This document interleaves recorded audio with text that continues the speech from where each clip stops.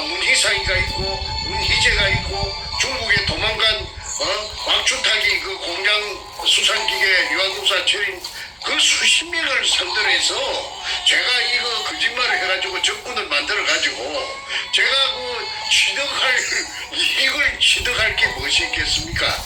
저는 16년 동안 1구 월신 오로지 하나 자나 개나 밥을 먹을 때나 어디 걸어갈 때나 오로지 생각하는 것은 문현동의 진실, 이것을 어떻게 하면 이 세상에 온 만천하에 공개해가지고 사람들이 다 알아가지고 아이고 거기서 그런 일이 과연 있었구나, 이거 정말 이거 참 굉장한 일이네 하는 이걸 알리기 위해서 어떻게 하면 될까, 그것만 생각하던 사람입니다. 그런데 태평 TV에 젊은 김 교수를 만나가지고 김 교수만이 오로지 진실을 이해하더라고요. 저를 한 6달, 7달 동안 테스팅을 해가지고 검증을 해가지고 제 말이 앞뒤 전후 좌우가 질서정연하고 신뢰할 수 있다고 판단했기 때문에 이분이 바보가 아니기 때문에 미국까지 온 것인데, 미국까지 와서도 의뢰공장이 맞다 틀리다 하고 또 도굴단들은 아니다, 정충재가 거짓말하고 있다 이렇게 하니 이거 구득히 오늘은 그 속에 그 해결할 수 있는 방법을 제가 제시하지 않을 수가 없습니다.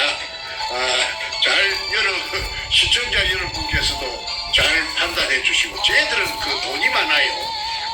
그 도굴된 금을 전부 처분해 가지고 피가 번쩍 해가지고 돈의 위력으로서 무엇이든지 할 수가 있었거든요. 그동안에 대한민국의 돈이면 다 통했거든요.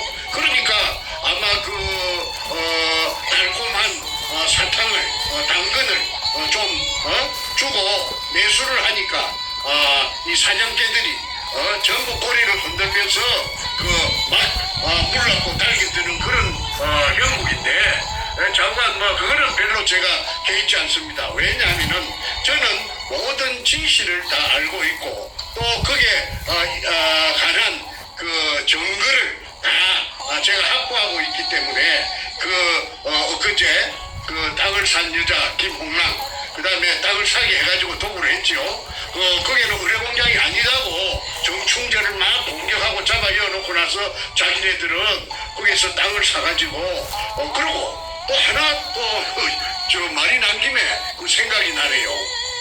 김성태하고 그 다음에 아까 탁종수하고 그 다음에 최상훈이하고 백준엄이하고 있었습니다. 그 사람들 그 외에도 수십 명이 있습니다. 24명인가 25명 도굴단들이 적시된 도굴단들이 있는데, 이 사람들이 서로가 피를 나눈 형제도 아니고 또 학연이라든지 지연이라든지 혈연이라든지 전혀 무관한 사람들인데 단 하나 공통된 점이 있어요.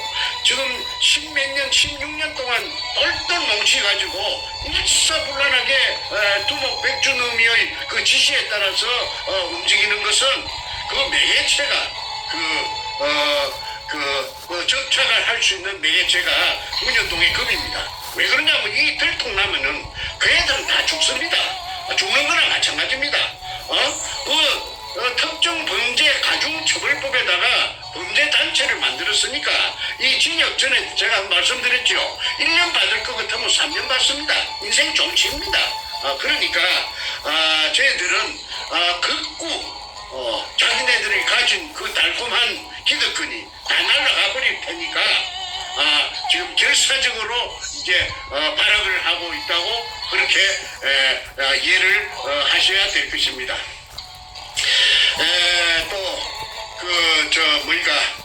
제가 조목조목 하나하나 여러분에게 제가 설득을 해드리겠습니다.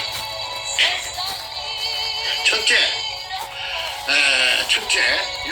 시간 관계상 일일이 이걸 갖다가 그 자료를 갖다가 제시하려면 끝도 갓도 없이 날밤을 새도 또 못합니다. 그래서 제가 대략 한 12가지 11가지, 12가지 정도만 말씀드리고 나머지는 미루어 짐작을 해 주시기를 바랍니다. 오늘 저녁에는 길게 안 하고 조금 간단 명료하게 할까 합니다. 첫째, 2002년 3월 2일 날 문현동 1219-1번지에 꿈에서도 소원하던 구멍을 하나 뚫게 되었습니다. 수직구. 그 수직구를 그 규모가 직경이 60cm고 바위 안반청 16m를 뚫어서 지하에 숨어있는 일제 의뢰공장의 한 가닥을 뚫을 목적으로 그 기계가 설치돼 가지고 이렇게 굴착을 했습니다. 그날 하루에 완성을 했는데 오후 한 5시쯤에 밑에 지하에 숨어있던 수평굴이 지상으로부터서 연결되자 분수대 현상이 일어났다고 말씀드렸습니다. 물이 치솟아 올랐는데 그거는 그 자리에 있던 사람 아무도 그걸 예측을 못했어요. 그런 현상이 있을 것이라는 걸. 그리고 그 자리에 제가 없었다고 아니 그걸 공격을 하는데 제가 있고 없고가 무슨 상관입니까? 저는 그 자리에 없고 그 뒤에 산 뒤에 저 대각선 쪽에 산 뒤에서 쌍안경을 가지고 그 광경을 일일이 보면서 저희 충직했던 조수 삼천포놈 그 소도동놈 같은 50년생 김성태에게 전화로서 하나하나 처음부터 끝까지 지시를 했습니다. 그러면 아무 권한이 없기 때문에 제가 시키는 대로 제 지시에 따라서 움직이는 로봇과 같은 놈이었습니다.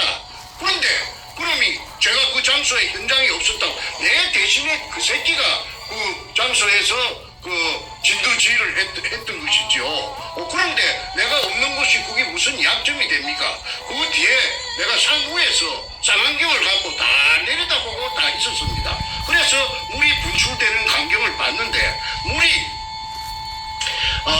그제 제가 설명드린 대로 지하 16m부터 지상까지 16m 그 다음에 지상으로 17m 높이로 그러니까 합계 33m 높이로 약 3시간 반을 뿜었다는 거. 그 사진도 제가 찍은 것이 아니고 소도동놈 그놈이 그 사진을 찍는 게 그놈이 지미가 사진 찍는 거예요.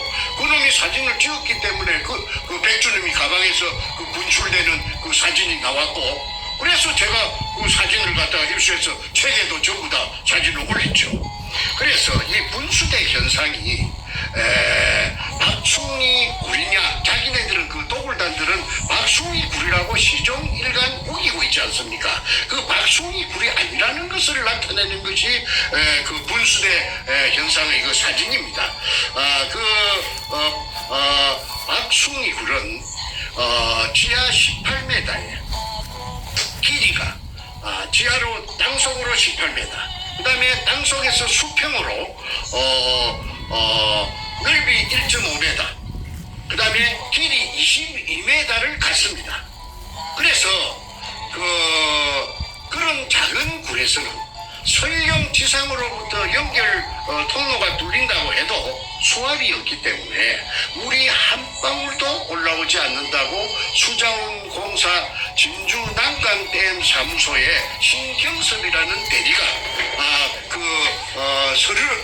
점거 공식을 가지고 설명을 했기 때문에 수압이 없으면 물이 분출될 수가 없습니다. 그러면은 3시간 반 동안 그 분출됐다는 사실은 뭘 의미하느냐 하면은 근처에 연결된 제가 뚫은 지하 16m의 수평굴가 연결된 곳에 엄청난 저수 공간이 있고 그 저수 공간에 물이 꽉 들어차 재해져가 있다가 1945년 일본 군들이 철수하고 난 뒤로 물을 퍼내지 않으니까 물이 꽉 들어차 재해갖고 있다가 그게 구멍이 뚫리니까 그 수압을 견디지 못하고 뿜어서 올라가지고 나중에 저녁 한 12시쯤 돼가지고 지하 4m에서 수면이 고정되었습니다.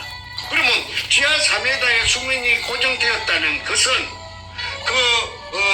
연결됐다는 곳에 있는 그 큰 주수 공간, 즉 의뢰공장을 말합니다.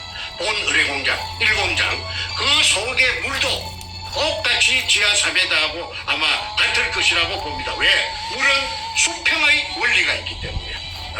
그 물이 제일 공평하지 않습니까? 그러니까 의뢰공장 속에 가득 차 있던 물이 다 뿜어져 나오고 이쪽에 제가 판 수직구와 똑같이 평행을 맞추기 위해서 그쪽 큰 의뢰공장이라 하는 그 공간, 리차드 로리스가 미국에서 기계를 갖고 와가지고 스탠퍼드 대학 교수 10명이 결과가 일부 흘러나왔죠. 그때 최소한 밑바닥에서 천장까지가 17m, 그 다음에 벽과 벽 사이가 40m라고 했기 때문에 책에도 그렇게 써져가 있습니다. 그래서 그 의뢰공장이 있다는 증거가 바로 분수대 현상이다. 물이 뿜었다는 그 사실이 증명한다. 그래서 그거는 대단한 증거라고 제가 주장합니다. 저는 주장을 제 주관적으로 하는 것이 아니고 객관적으로 누구든지 인정할 수 있는 증거가 돼야지 저 혼자만이 주장하는 증거, 그거는 증거로서 효력이 없는 것입니다. 제가 그것 정도는 구분할 수 있는 능력이 있기 때문에 일본의 분수대 현상이라는 그걸 택했습니다. 그 다음에 두 번째, 시간 관계상 더 나열하지 않겠습니다. 하약 발파로 판굴이다. 이 굴은 제가 뚫어서 찾은 굴은 그래서 그 하약으로 판 굴이라는 증거는 여러 전문가들이 인하대학교 교수 윤지선 씨라든지 그 다음에 광산협회 회장을 했던 진수웅 씨, 방업기술사, 마포구 도화동의 한자 엔지니어링, 지금 연세가 많아서 살아 계시는가 모르겠습니다. 그분이 아주 애국자셨습니다. 돈도 받지 않고 내가 한국 사람인데 내가 선조들을 유골이 있다 하는데 내가 돈 그거 받으려고 하겠나 해서 부산까지 무료 출장을 가서 정의를 했습니다. 일제 의뢰공장의 한 가닥이라고 했습니다. 그 다음에 또 의뢰공장이라 하는 증거가 뭐냐면 물검사를 하면은 물검사를 제가 정릉에 있는 키스트에 제가 여러 차례 박수웅이라 하는 그분의 심부름으로 내가 정릉에 가면 공짜로 물을 그 당시에 검사해주는 팀이 있었습니다. 왜 그러냐면 의뢰공장에 진실을 찾는다고 하니까 그 사람들이 박사들이 우리 공동의 나라의 일인데 우리가 돈 받겠느냐 해서 저는 이제 물통에 물 들고 가서 심부름만 했습니다. 그게 보면은 18가지 중금속이 나옵니다. 제일 많이 나오는 게 수원이 나옵니다. 수원 HG, 화학기호로 써서 HG가 수원인데 수원이 아주 무겁답니다. 비중이 높아가지고. 그래서 의뢰라 하는 이 폭탄은 물 속에 날아가는 폭탄이기 때문에 물의 저항을 뚫고 가야 됩니다. 그래야 정확하게 목표 지점까지 가야 된다면은 무게가 있어야 됩니다. 무게가 없으면은 물의 저항 때문에 좀 오차가 생기면은 목표물에 명중할 수가 없지요. 그래서 의뢰의 맨 앞에는 무엇을 찾느냐 하면은 수원 주머니를 찾답니다. 의뢰의 머리 부분에. 그래서 의뢰의 머리 부분에 수원을 차기 때문에 육상에서 공중을 뚫고 날아가는 폭탄에는 수원이 들어가지 않는다고 해요. 바다에서는 의뢰에만 수원이 들어간다고 합니다. 그러면은 수원이라는 게 맹독성인데 기체도 되고 액체도 되는데 이 수원이 중독돼 가지고 박수웅 씨의 인부 세 사람이 그래갖고 죽을 뻔 몰사 죽음을 할 뻔했다는 말을 제가 앞전에 방송에서 한번 말한 기억이 있습니다. 그래서 수원이 물속에 많은 분량인데 지금 제가 기억하던데 0.05 ppm이라고 내가 기억이 됩니다. 0.051인가 그렇게 기억이 되는데 그거는 어려운 거 없습니다. 물을 채취해가지고 물을 지하 공간 속에서 채취했다는 그 사실만 확인 인정이 되면은 물을 갔다가 물 검사하는 기간에 그 공인된 기간에 가서 물 검사를 해보면은 18가지 의뢰 만드는 재료, 니켈, 크롬, 망강, 그다음에 그 여러 가지 의뢰 만드는데 18가지 중금속이 들어간답니다. 그거는 장보고함이라는 그 해군의 잠수함 정장을 통해서 제가 다 알아냈다고 책에 황금백합 책에 작전 책에 제가 기술해 놓은 것이 있기 때문에 생략하겠습니다. 그래서 질문이 있습니다. 네. 대한민국 지하에 있는 지하수 중에 네. 수은 검출되는 게 이게 흔하지 않은 일인가요? 제가 대답해도 됩니까? 말씀하십시오. 네. 수원이라는 것은 그야말로 맹독성이랍니다. 가스를 마셔도 그냥 한 3모금 마시면 적사해 버리고 수온이 포함된 물을 마시면은 어떻게 되느냐면 이따이 병이라고 그 일본 동경만에 그 일본에서 그 이따이란 말을 아이야 아이고 아이야 하는 그 소리가 아마 일본말로 이따이 뭐인데 그런 식으로서 아주 그냥 인체에 치명적으로 해로운 것이 수온인데 이 수온이 검출되는 예는 제가 알고 있기로는 한국에서 대한민국의 지하수에서 검출된 예는 없었다. 그거는 확실합니다. 그거는 물 검사하는 전문가들한테 알아봐도 제 말이 틀림없다는 것을 알 수 있어요. 그게 만약에 한국의 그 국토 지하에서 그 수온이 나온다면은 사람들 다 죽지요. 그런데 부산 문현동 지하에 나오는 물은 수온이 이제 비로소 제가 공개하는데 엄청난 양이 굉장히 진한 양이 포함되어 있다고 봅니다. 그 다음에 그러니까 구분하는 거는 간단합니다. 공인된 사람들이 전부 다 모여가지고 진상 규명위원회도 좋고 조사위원회도 좋고 전문가들이 해가지고 그 밑에서 물 채취하면 됩니다.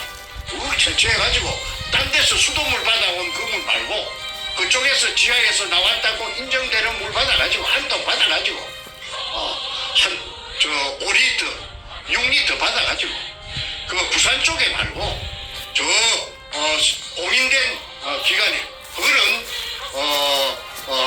공개하면 안 됩니다. 그거는 미리 말하면 안 됩니다. 짜고 할 수가 있으니까. 그러니까 봉을 해가지고 물과 뚜껑을 봉을 해가지고 그 당시에 적석에서 어디 짝짝꿍 될 틈이 없이 공인된 기관에 보내면은 수온이 있다 없다는 당장의 리트마스 시험지 같은 것을 하면은 당장에 할 수 있다고 합니다. 그런데 나머지 자세한 의뢰 만드는 재료 18가지 수온을 포함해서 그거는 한 며칠 걸려야 되겠죠? 그러면은 공인된 기관에서 장이 직인을 찍어가지고 나오면 그거는 틀림없는 겁니다. 그러면 판가름 나버립니다. 우리 공장이다 아니다 나버립니다. 시비할 거 없습니다. 그런데 도굴단들이 물 채취를 몇 번 하려고 시도했는데 틈을 주지 않았어요. 접근할 수가 없었어요. 그래서 지금까지 못한 것이 굉장히 아쉬웠는데 이번 기회에 이 시청자 여러분께 급소를 제가 지금 말씀드렸습니다. HG 물건 사는데 무슨 돈이 많이 드는 것도 아니고 무슨 시간이 많이 걸리는 것도 아니고 노력이 많이 드는 것도 아니고 할 수 있는 의지만 있다면은 의료공장이 아니라고 나타낸다면은 자기네들도 해방돼야 될 거 아닙니까? 덤터기 썼다고 억울하다고 하니까 물을 공인된 물을 갖다가 5리터 6리터만 채취할 수 있도록 해주면 돼요. 그러면은 하루 이틀 새에 당장 답이 나옵니다. 자, 그다음에 박수미 판구라고 제가 2002년 3월 2일날 지하 16매에서 찾아낸 구라고는 판이하게 다릅니다. 첫째는 방향이 틀립니다. 제가 찾은 물은 바로 그 제가 뚫었던 데가 막장이었어요. 막장은 이 뒤쪽으로는 없다 이 말입니다. 갈 수가 없어요. 막장이고 그 바다 쪽이 막장입니다. 거기에서 옹벽 안쪽으로 산 쪽으로 바로 직각을 그 옹벽과 직각을 그리면서 그러니까 서쪽에서 동쪽으로 직진합니다. 직진. 그래가지고 한 10m 가다가 갈라집니다. 직각으로 T자가 되죠. T자 골목이 나타나. 그러니까 요리 진행하다가 T자 형태로 갈라집니다. 왼쪽으로도 가고 오른쪽으로도 갑니다. 그 다음에 가다가 또 여러 가지 갈래를 치는데 그까지는 복잡하니까 그냥 오늘은 T자로 친다는 것이 백주너미의 지도에도 그 T자로 된 모양이 나타납니다. 그러니까 그 백주너미는 거기에 돌아다니면서 요걸 그 백골 조선인 강제 진용자 백골 물 빼고 다 세봤답니다. 1, 2, 3, 4, 5, 6 그래가지고 980개라고 떠들고 다닌 것이 저한테 그게 채취가 돼가 있습니다. 그거는 지금 말하면은 또 복잡해서 시간이 가니까 그 정도에서 생략하겠습니다. 그거 제가 다 가지고 있습니다. 그 다음에 모양이 틀립니다. 그 박숭이 굴은 하약을 사용하지 않았다고 법정에서 진술했고 또 하약을 사용할 수도 없고 또 사용할 수 없었다는 그 증명서류를 제가 다 가지고 있어요. 박숭이 남구청에서 제가 찾았습니다. 그 찾을 때에 아이러니컬하게도 김무성의 보좌관 강아무개 그 보좌관님은 국회의원 국회 그 보좌관들 중에 제일 높은 사람이었습니다. 당시입니다. 이름은 내가 밝히지 않겠습니다. 그분이 정말 저한테 적극적으로 열성적으로 해가지고 자기의 지역구인 남구청에 그 부탁을 해가지고 박숭이의 허가낸 서류 원본을 제가 다 입수를 할 수 있게끔 도와줬다는 것을 말씀드립니다. 제가 가지고 있습니다. 그 다음에 제가 뚫로 찾은 굴은 아치형이 아니고 아치 저 넓이가 1.5m인데 저는 1.8m 그리고 사각굴입니다. 정사각굴입니다. 가로가 1.8m 세로가 1.8m 사각굴입니다. 그런데 육군사관학교 아까 탄약고 담당이라든지 그 지하굴 전문가들을 다 알아봤더니 군대에서는 통로라든지 또는 그 창고 보관할 적에 무슨 중요한 물건 같은 것을 보관할 적에 항상 이 사이즈를 쓴다고 했죠. 그 다음에 전에 엊그제 내가 말씀드렸죠. 그 내셔널 지오그래픽에서 금 같은 것을 숨길 때는 꼭 이 사이즈를 쓴다. 왜냐?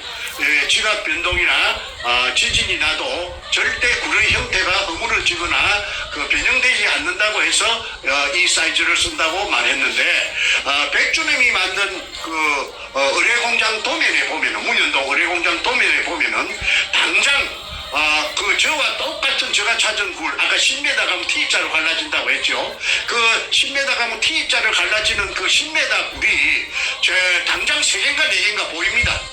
거기에 옆에 쫄쫄이 일정한 간격을 두고 늘을 수가 있습니다. 그런데 그 속에들도 다 금이 들었든지 그거는 제가 들었다 안 들었다 제가 지금 한 번도 제가 그거는 제가 모르니까 제가 뚫은 굴이 아니니까 제가 금이 있었다 안 있었다 내가 그런 거는 한 번도 뜯은 적이 없습니다. 그런데 솔직히 말하자면은 거기에도 금이 들어있을 개연성이 충분합니다.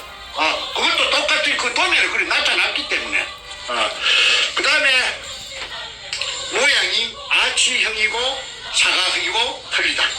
그 다음에 길이는 아까 박숭이 굴은 재판하면서 나타났는데 전체가 22m였다. 수평굴의 길이가. 그런데 저는 그 도굴단들 도면에 보면은 수십 킬로가 되지요. 그런데 이제 막아놨어.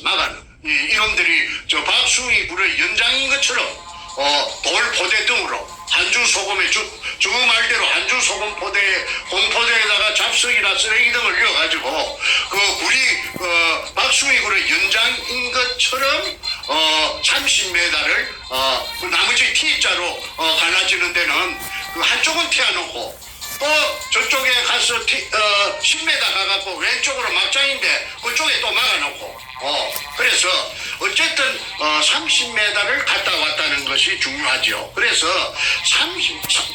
30m하고 20m하고는 그거는 저 판약의 틀입니다. 정리하자면은 하얗갖고 같다. 그 다음에 아치형이다, 사각형이다. 그 다음에 방향이 틀리다. 하나는 서쪽에서 동쪽으로 갔고 박숭이는 북쪽에서 남쪽으로 와서 끝났다. 그러니까 완전히 이거는 다른데 또 2m 깊이 2m 차이가 납니다. 그거는 재판하면서 재판 기록에 다 나타나가 있습니다. 그런데 이 도굴단들이 어마무시한 도굴단들이 무시무시한 도굴단들이 무진동 하약을 사용해갖고 거기에다가 저 박숭이 굴로 갔다가 찾아냈다고 내가 엊그제 말씀드렸죠. 그거는 통영의 다이버 김원택이 그 옆에 이상한 구멍이 하나 있어서 돌아 나오다가 30m 갔다가 돌아 나오다가 그래 머리를 내가지고 이렇게 내리다 보니까 45도 사선으로 된 그 굴이었답니다. 그래서 좀 더 자세히 살펴보려고 일이 거꾸로 머리가 저 앞쪽이죠. 거꾸로 일이 내려가니까 쭉 미끄럼 타듯이 미끄러져 가지고 내려간 곳이 가니까 거기 굴이 하나 있더랍니다. 그런데 물로 비춰보니까 한 10m 정도 돌 포대가 텅 비갖고 없어지고 10m 붙어서 저 돌포대가 저희가고 저쪽 반대쪽으로 꽉 들어차 저희가 있더랍니다. 그러니까 원상 복구된 박숭이 굴 속에 10m 정도의 메카난 알마금 또는 데메움 해놓은 2005년 4월 6일 날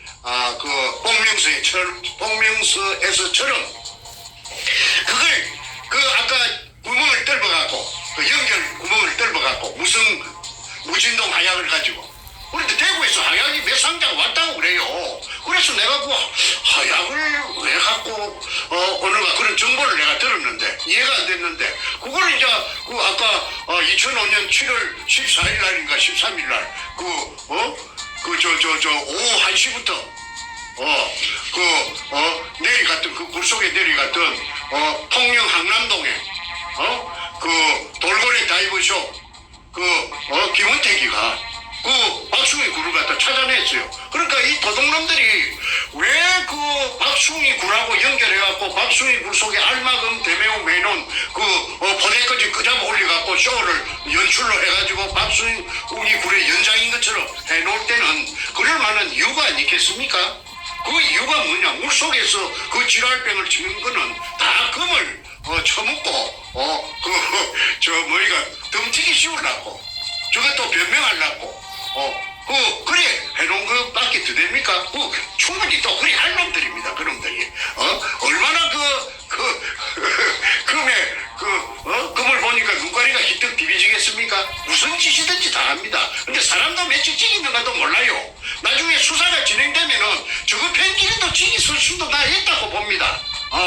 그런데 이게 전부가 지금 안 드러나니까 지금 어리무중이지 무슨 짓이든지 할 놈들입니다. 그런데 저거한테 아마 방귀를 치기 들고 우통 벗었던 대가리 치기 들던 놈들이 있으면 지도새도 모르고 구신도 모르고 없애버리겠어요? 그런데 내가 더 이상 확인되지 않은 사항이기 때문에 말을 절제하겠습니다. 여기서 그치겠습니다. 그래서 길이 방향등이 다르다. 그 다음에 네 번째 짜고 치는 고수도비라고 청와대 노무위가 연결되고 노무위가 도둑놈이에요. 김해 임업시험장에 묘목장에 들어가서 단감나무를 갖다가 100줄을 훔쳐갖고 저거 세이 녹음평이 하고 그래갖고 저거 집에 뒷산에다가 가수원을 김해 진영이면 단감 아닙니까? 단감 가수원을 조성한 놈이 노무위 그 새끼예요. 그 새끼가 짜랑처럼 시부리서 말이 돌고 돌아서 내가 그래 지금 내 이야기하는 건 공개된 이야기입니다. 그거 다 여러분 인터넷에 찾아보세요. 내가 나는 그 소리하고 카드라는 안 합니다. 내가 왜 카드라는 내가 안 하느냐 하면은 나는 글로 써갖고 묵고 살던 작가입니다. 연픽션 작가입니다. 작가가 카드라 하면은 작가는 글 쓰는 생명을 잊어버려요. 책임 못 진 말은 안 해요. 그래서 이제 계속하겠습니다. 판결문에 박순이 굴로 사기쳤다고 덮어씌웠습니다. 이 사람 참 피를 토할 일 아닙니까? 전부 다 판사 놈들을 갖다가 그 위에 청와대에 그 당시에 민정사회수석인가 민정수석인가 하던 가짜 대통령 문가가 조정을 해갖고 그래가지고 박순이 굴이라고 근처에 찾아가다가 의뢰공장 찾아가다가 실패한 굴 그래갖고 쟤를 감옥살이 44개월 징역 살렸어요. 그러니까 교활한 말이지 사악한 사악 그러니까 사악이란 말을 오늘 처음 썼습니다. 삿대를 사자 그러니까 가짜라 이 말 악마라 이 말이죠. 사악한 백주름이가 얼마나 신이 났겠습니까? 아이고 가짜가 대통령이 돼가지고 말이지 노가하고 문가하고 춤을 추니까 얼마나 힘이 나고 말이지 얼마나 재미가 있었겠어요. 그러면 산더미같이 있지. 이러니까 저를 지져 보낼 때 얼마나 보시고 그런데 차라리 그때 죽였어야 돼요. 감옥에서 병사로 위장하든지 그냥 해갖고 죽였어야 지금 이런 지옥을 맛보지 않을 것입니다. 그런데 제가 명이 길어서 안 죽었습니다. 그래 지금 살아가고 있기 때문에 제가 이렇게 폭로하는 것입니다. 제가 여기서 한마디 드릴까요? 네. 우리 정 선생님의 그 방송을 보시는 수많은 우리 국민들이 네. 정 선생님께서 살아온 인생을 보면은 분명히 이미 죽임을 당해도 몇 번을 죽임 당할 뿐인데 지금도 살아있음은 첫 번째는 이 대한민국의 이 위기 상황에 문재인이를 끌어내리는 결정적 증인으로서 활동하기 위해서 살아남으심이고 두 번째 정생님 본인도 정말 지혜롭게 본인을 잘 보호하셨고 또 마지막으로 우리 또 하나님 믿는 신앙인들은 하나님께서 정생님 보호하셔서 대한민국 구하는 귀한 일에 쓰임받으시는 분이라고 이렇게 코멘트를 하십니다. 예, 그리 됐으면 좋겠습니다. 근데 저는 제가 그렇게 자만이 높은 사람도 아니겠고 제가 쟤는 낮은 언덕인가 높은 산인가 강인가 바다인가도 모르고 제가 이렇게 살아온 것이 그냥 현재에 이르는 겁니다. 감사합니다. 이제 또 다시 시작하겠습니다. 네, 다음 부분 말씀해 주시죠. 예. 그래서 제 이 억울함이 뒤늦게 부산대학교 철학과 교수를 33년 하다가 노무현이 가족에게 정확하게 말해서 그 아들에게 또는 노무현이 누나의 사이 정재호라는 법무법인 부산 그놈 아주 교활하고 더러운 놈입니다. 내가 그놈한테 한번 당한 적이 있는데 그가 복마전이에요. 그런데 그 이야기는 주제에서 좀 벗어나기 때문에 다음 기회에 내가 하기로 하고 정재성이라 하는 교활한 아주 또 미꾸라지같이 생긴 변호사 호러 새끼 언젠가는 그놈의 새끼 내한테 한번 걸렸으면은 내가 그때 그 새끼한테 당한 치욕을 내가 한번 갚아줄깁니다. 그래서 그 새끼하고 노력하는 노무현 새끼하고 같이 짝짝꿍을 해가지고 부산대학교 철학과 최우원 교수를 고소를 했어요. 가재물을 대학원생한테 가재물을 갖다가 노무현이 전자개표로서 부정선거로 당선됐다는 그런 내용을 가재물로 내줬는데 그것을 작발 대학원생 한 놈이 신문사에 갖다가 발라가지고 그 신문에 기사가 조그만하게 났어요. 나도 봤어요. 그런데 그걸 그것 때문에 그 징역 뭐 6개월에 집행유예 몇 년 받은 것이 부산대학 교수가 공무원이니까 그게 파면이 된 거 아닙니까? 33년 동안 그 학자적인 그 직업을 쉽게 말해 그만 바통을 교수 바통을 그만 날라가 버린 겁니다. 그래서 최우훈 교수가 아스팔트로 내몰린 거 아닙니까? 최우훈 교수가 그 책을 읽어보니까 황금 백합작전 책을 내가 한 번 줬는데 읽어보니까 그 기가 안 차니까 남구청에 민원실에 자기 발로 찾아가서 그 박숭이 굴에 대해서 남은 근거가 뭐 있는 서류가 뭐 좀 남은 게 있는가 한번 찾아주시오 했더니 그 담당 창구 직원이 컴퓨터를 다다닥 두드리니까 여기 있네요. 그것을 찾아낸 게 복명서입니다. 그 복명서에는 그 사진하고 사진 두 장하고 박숭이 굴 없어졌다는 언제 없어졌는가? 2005년 4월 6일 날 알마금 대매움. 그것을 내가 알마금 대매움이라는 문자를 내가 배웠어요. 굴 속을 텅 비게 놔주는 게 아니고 알로 막는다. 알로 막는다. 그게 알마금 팠던 군형을 다시 메운다. 그래서 대매움. 그래서 뻥 툴린 채 놔두는 것이 아니고 그렇게 착착 흙이나 돌로서 알로 막아가지고 그 빈 공간이 없도록 그렇게 해서 원상복구를 한다는 말입니다. 그 원상복구가 되었다는 증명서가 바로 복명서입니다. 그래서 그 우리 없어진 날짜가 2005년 4월 6일 날 없어졌다고 담당 공무원이 출장 가서 확인하고 복명한 것을 그 서류를 복명서를 찾아냈는데 내가 그걸 보니까 참 허탈하더라고. 그걸 진작 그 찾았으면은 내한테 그 진역을 때릴 수가 있겠습니까? 없는 굴에 없어진 굴에는 공간이 없다 이 말입니다. 공간이 전혀 없는 굴에 가지고 무슨 일본 굴이니 뭐 사기를 치니 그게 가당한 일입니까?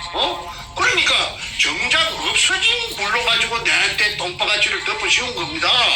박숭이 굴은 없어졌는데 내가 몰랐죠. 나는 그런 걸 내가 너무 굴이 박숭이 굴에 내가 일단은 전에 투자는 좀 했지만은 그쪽하고는 끝이 났기 때문에 내가 관심이 있겠습니까? 그런데 그 근처에 공교롭게도 그 근처에 와가지고 있던 박숭이 구리를 핑계거리로 삼아가지고 나를 바로 딸딸딸 말아버린 겁니다. 그런데 그 말아도 어느 정도는 그 돼야 되지. 생으로 그냥 날로 그만 사시미를 친 겁니다. 이거 절모르고 사시미 당한 겁니다. 내가. 그래가지고 44개월이라는 긴 기간 동안에 감옥 속에서 눈물을 흘렸죠요. 그런데 저놈들은 김홍라이를 시켜가지고 땅을 사가지고 그러니까 아무래도 불안하니까 금이 산더미같이 있으니까 그 졸물들이 금이 한 가방이나 두 가방이면 얼른 그냥 팔아먹고 숨기고 어디 들고 튀어서 그만 어디 가서 잘 먹고 잘 살 낀데 거기 산더미가 좀 금이 있으니까 자기네들끼리도 야 이거 너무나 이거 벅차지요. 이거 야 큰일 났다. 참새가 쌀 한 가마에 먹을 수 없거든요. 쌀 한 톨 먹으면 배가 부를 건데 한 가마에는 어떻게 먹어요? 그런 격입니다. 그러니까 그 쌀 창고를 방앗간 쌀 창고를 통째로 그냥 참새들이 차지한 꼴입니다. 그러니까 자기네들이 아무래도 뒤에 후환이 겁이 나고 이게 들통이 날 우려가 심하니까 그때 양아치 참여정부 중화대하고 접목이 된 겁니다. 그때 접목이 된 그 사안이 잘 정난하게 나타난 것이 A4 용지 404쪽짜리 탐사 일기라고 그 404쪽짜리에 그 김성태가 썼어요. 그 소다동 놈. 그놈이 워드를 쳐가지고 컴퓨터를 가지고 거기에 보면 다 나타납니다. 그거 내가 하나하나 내가 앞으로 다 공개할 거예요. 그게 등장인물이 전부 실명입니다. 실명. 그거 다가입니다. 그래서 이게 끝끝내 오리발을 내는 것이 이제 저거는 말을 바꾸면 안 되니까 죽어도 감옥으로 안으로 쳐 들어가더라고 해도 박충희 굴이라고 우기겠지요. 그런데 미안하지만은 제가 두목 백주름이 가방을 내가 두 번 털었다고 내가 자랑처럼 문장처럼 내가 이야기했지요. 별거 다 있기 때문에 그거 빠져나갈 수가 없어요. 올무에서 올무에서 어떻게 빠집니까? 그 명확한 쥐가 만들어 놓은 자가당착 문자를 써서 죄송합니다. 자가당착 쥐 그물에 지가 파놓은 함정에 그놈이 직접 지가 빠져버렸어요. 못 빠져나가요. 그러면 제가 왜 저 억울한 진역을 사느냐? 그거는 저 무식한 저 고등학교 나온 저 두목이 작동을 해가지고 방금사에게 조정을 해가지고 할 리가 그거는 만무한 일 아닙니까? 방금사가 뭐 나이로 뽕 해갖고 방금사 된 거 아니잖아요. 그러면 누가 했느냐? 그때 청와대가 참여정부의 청와대가 작동했다. 그 중에 그 한 부분이 김영종이라는 그 신촌랭이 그 당시에 그 검사와의 대화의 밤에 김영종이가 노무현에게 그 질문이 있습니다. 해가지고 그 왜 그 당선자께서는 뭐 당선자가 후보자인가 뭐 대통령 후보자가 대통령 그 아직 임명식을 안 했으니까 취임식을 안 했으니까 왜 저 부산 동구지청에 전화를 걸었습니까? 전화건 목적이 뭡니까? 그 동영상을 한번 찾아보세요. 방황을 해가지고 우물우물 저 하는 것이 노무이 하는 것이 바로 나타나지 않습니까? 이래 되면 할 말이 없으니까 막 하자는 거지요. 하면서 그러면서 하는 말이 이거 제가 그 어떤 아는 지인에게 그 사람의 말을 한번 들어보라고 들어봐 달라고 부탁을 했는데 그거는 별로 그 사건에 영향을 끼치지는 않았을 겁니다. 그런 말도 안 되는 세상으로나 애기한테도 안 통하는 말을 갖다가 그 하는 것이 그 동영상이 나타납니다. 그게 바로 그 당시에 내가 수사받을 적에 2005년도에 그 5층에서 서범주이라 하는 그 대구 놈한테 고려대학 나오고 저 검사된 놈 그 뚱띵이 그 놈한테 새파란 전문에 우리 집에 그 아들보다 나이 어린 놈한테 서범준입니다. 서범준 지금 판사랍니다. 그런데 이 서범준이라는 이 자를 지휘했던 검사가 옆방에 그 뇌물검사 조이파리한테 20억인가 30억 받아먹고 그 감옥 징역 7년 받아갖고 지금 뜨고 있어요. 그 뇌물검사라 하면 인터넷 치면 다 나옵니다. 김광준이가 이 사건을 바로 진두지휘를 해가지고 부산 문현동에 대해서 지금까지 그 모치를 한 그 대단한 그 일을 한 놈입니다. 김광준, 서범준. 어찌된 판지 저뭐 준자가 나를 내한테 바로 해코지를 해가지고 나를 이 지경을 만들었어요. 백준엄 준자, 준자하고 종자하고. 그리고 군대는 제일 많은 게 해병대라. 내가 무슨 해병대 억하심정이 있겠어요? 내 셋째 동생도 해병대 나왔고, 내 사인놈도 해병대 나왔고. 근데 해병대가 내하고 무슨 억하심정이 있는데. 그런데 전부 해병대라. 어찌된 파인지. 그 다음에 고등학교는 전부 다 저 경남고등학교라. 그 다음에 제일 많은 게. 그 다음에 뭐이가 대학은 뭐냐면 서울대학이라. 나 이 어이가 없어요.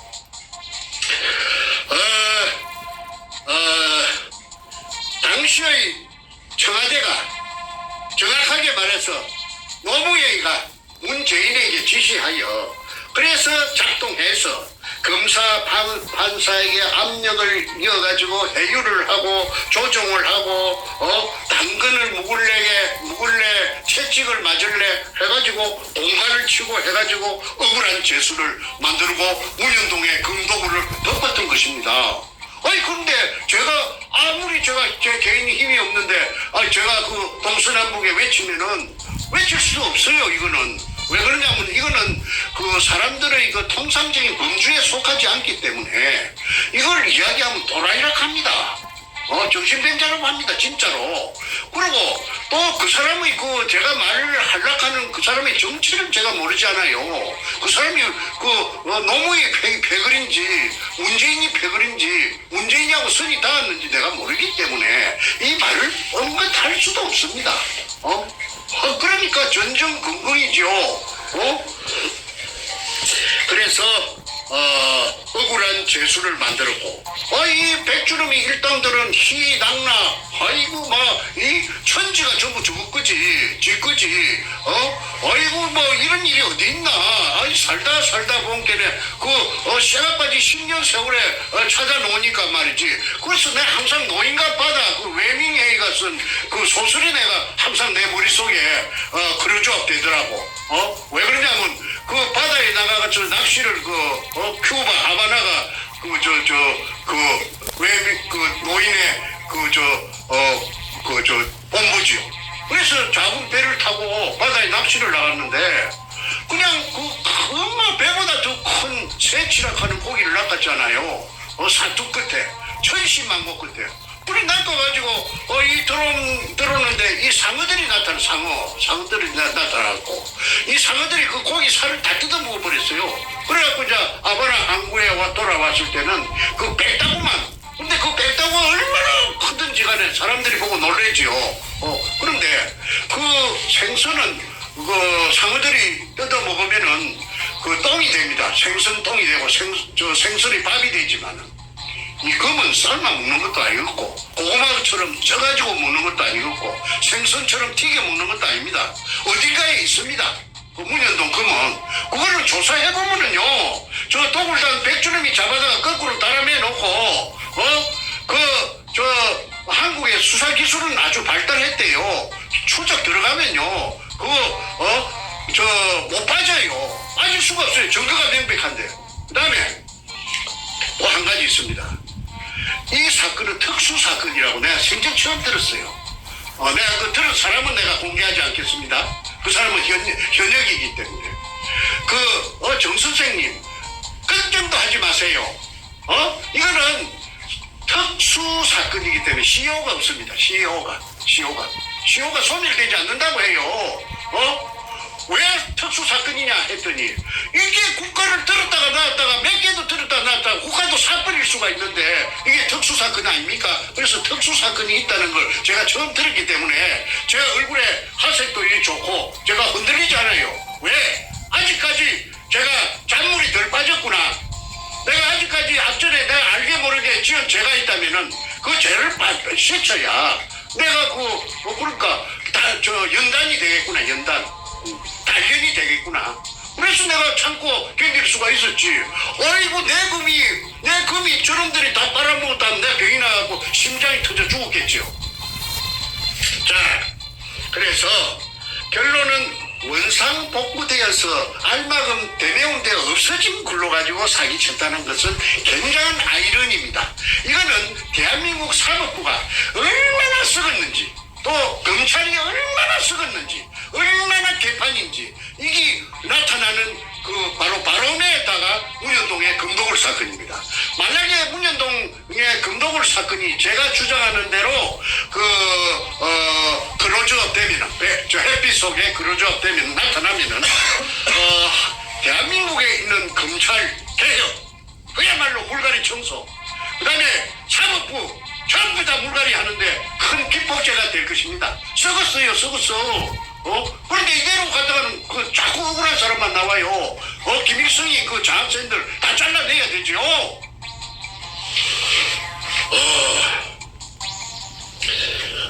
땅속에 재어져 있던 산더미 같은 금을 이름충 일본식 한자 항토색 마다리 포대 속에 도구를 담가 갈라먹기 청와대 참여정부하고 갈라먹기 유함이 만천하에 드러났는데도 만천하에 드러났죠. 내가 정보를 다 갖고 있으니까. 그런데도 반박 기자회견을 하여 하늘을 속이고 국민을 속이고 자기 자신까지 속여서 거짓말로 시작. 그래서 내가 그놈을 사이코패스라고 했고 사이코패스라는 말을 다시 한번 제가 설명하겠습니다. 도덕적 불감증. 어떤 것이 옳고 어떤 것이 선하고 어떤 것이 악한 걸 구분 못하는 놈이 백주름이 그놈이에요. 그래서 사이코패스라고 했지. 괜히 그 제가 악담하기 위해서 국민들한테 모함하기 위해서 한 말이 아닙니다. 그러면 선과 악을 구분 못하고 지가 하면은 선한 것이고 남의 상대가 하는 것은 전부 악이고 자기의 적군은. 그래서 내로남불이라고 제가 말씀드렸죠. 어느 역사에, 인류 역사에 어느 나라의 군주가, 어느 나라의 절대 최고 권력자가 일개 그 작품도 못하는 쓰레기 같은 범죄단을 하고 접목이 되어서 갈라먹고 억울한 사람을 갖다가 그 감옥 속에 처박아 버리는. 필리핀에도 한 건 있었어요. 이런 건이. 필리핀에 있는 거는 그게 이제 야마시타 골드입니다. 사람들은 뭣도 모르고 한국에도 야마시타, 한국에는 야마시타 골드의 그 사정권이 아닙니다. 나와바리가 아닙니다. 일본말 써서 미안합니다. 필리핀에 그 로베르토 록사스라 하는 영감이 한 몇 년 걸려가지고 그 야마시타 골드를 찾아냈는데 마르코스가 지금 말게 울컥했어요. 그래가지고 이 영감이 한 2년 반인가 옥살이를 하다가 그래 이제 어느 날 석방이라고 해서 나왔어요. 그래가지고 자꾸 마르코스가 도망간 망명간 그 저 하와이까지 찾아가서 재판을 했지 않습니까? 그게 저 한국의 언론에 난 걸 제가 봤습니다. 저한테는 그게 큰 힘이 그 당시에 됐죠. 그래서 이 로베르토 록사스가 필리핀 영감이 그랬다면 정충재는 한국의 제2의 로베르토 록사스 같은 사람입니다. 앞으로 이제 이게 나타납니다. 제가 죽어도 나타납니다. 이거는. 제가 명의 잘라 죽더라도 이건 나타납니다. 왜? 태평 TV에서 한 30번 이걸 봤기 때문에 이거는 덮을 수가 없어요. 사람들이 이제 많은 사람이 알았기 때문에 이거는 나타나는 거는 시간 문제입니다. 이게 참 손바닥으로 하늘을 가리는 사이코패스 백준엄의 엊그제 반박 기자 이거는 참으로 요절복통할 일이고, 그 다음에 아까 내가 그 특정 방송의 그 간판은 들먹이지 않겠습니다. 우파라고 해서 막 설치던 저 유튜브들이 선착순으로 주구 사냥개가 되어가지고 언제 쥐가 저것들이 언제 문현동을 알았다고 옳다 그르다 맞다 틀리다 왕왕 짓고 있어. 그거는 코미디입니다. 그 다음에 5번째 사이코패스 백준엽이에게 하는 질문입니다. Why? 왜? 김홍랑에게 전화를 걸어서 만났고 광주에 서구 지평동 금호 쌍용 아파트 사는 김홍랑을 찾아가서 금독을 지분 100분의 5를 주고, 그러니까 쉽게 말해서 독을 하는 회사 2002년 5월 13일 날 남포동 피닉스 호텔 에서 결성한 제 주주총회 회사를 띄웠지. 그게 도굴 회사입니다. 도굴 범죄단체입니다. 그 도굴단들이, 저를 고소한 도굴단들이 이게 밝혀지면 전부 그 범죄단이 됩니다. 범단. 죄수들이, 전과자들이 제일 무서워하는 게 범단입니다. 100분의 5%를 주고, 100분의 5를 주고, 그래 100분의 5를 주는 대신에 땅을 사라. 현장 근창 근처에 땅을 사라. 그래서 김홍랑이 100분의 5를 주고 땅을 사고, 또 조건이 2달이 있다가 그로부터, 그러니까 2002년 4월 29일 날 공정 계약을 하고, 매매 공정 계약을 하고 땅을 사고, 그 다음에 백준엄 을이고 김홍랑 갑이고 갑과 을 사이에 약속을 한 것이에요. 4월 29일, 5월 29일, 6월 29일, 7월 며칠 날, 7월 28일인가? 7월 28일? 2달인가 3달 만에,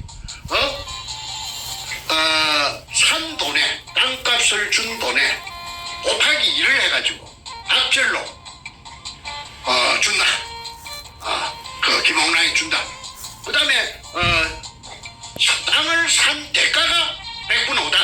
그러니까 김홍랑은 옥 묻고 알 묻고 도랑치고 가재 잡고 금독을 지분 100분오도 묻고 땅값도 예를 들어서 10억을 줬다면은 3달 만에 또 10억을 버려갖고 20억을 함께 원래 땅 살 때 10억하고 또 보태기 10억 그렇게 고스란히 앉아서 이래서 김홍랑이가 오색 떡을 저 벤츠 자동차에다가 싣고 가서 인부들 라이언처리를 비롯해서 막 인부들이 그 떡을 묻고 큰 굴 찾았다고 난리를 춤을 치고 난리를 지었다는 것이 그 일기장 속에 고스란히 나타나가 있습니다. 참 영화가 되면은 여러분 재미있겠죠? 그런 문가가 잘 쓰는 어투를 한번 흉내내 봤습니다. 김홍랑이라는 사람, 땅을 산 사람, 경기도 광주 아파트에 살고 있던 사람이, 경기도가 아니고, 전라도 광주, 죄송합니다. 전라도 광주에서 지평동 살던 사람이, 뜬금없이, 부산 문현장에 나타나서 땅을 산 거, 이게 앞뒤가 안 맞지 않습니까? 그러니까 전라도 광주 여자라고 해가지고 부산에 땅을 사지 말란 법은 없지요. 우리 한국에. 그런데 그 금이 없었다면은 그 여자가 굳이 그 흠이진 그곳에 백주름이 말을 듣고 땅을 살 리가 만무하죠. 김홍랑의 개인적인 신분을 파악해 보니까 그 죽은 김대중이의 기공사 안마해주는 거지. 기공사가 아마도 김대중이 아니고 김대중이 각시. 늙은 할망구 이휘호. 이휘호의 기공사. 그렇지. 이휘호의 기공사. 그렇지. 그러면 김대중, 이휘호, 노무현, 문재인은 다 한 통속 아닙니까?